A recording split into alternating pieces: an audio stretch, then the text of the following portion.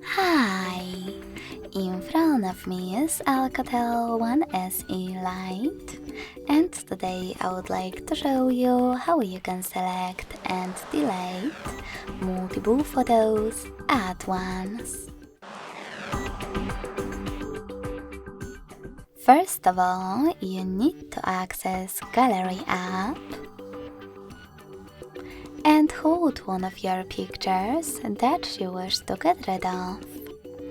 In my case, this one. Now to select all of them right away, click on those type of dots at the top left corners.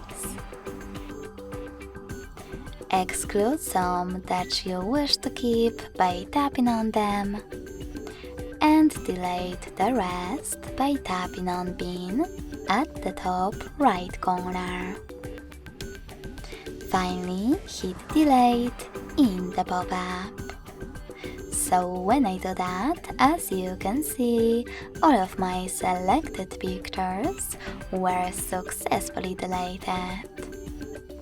Thanks so much for watching. If you enjoyed this video, don't forget to leave a like, comment and subscribe.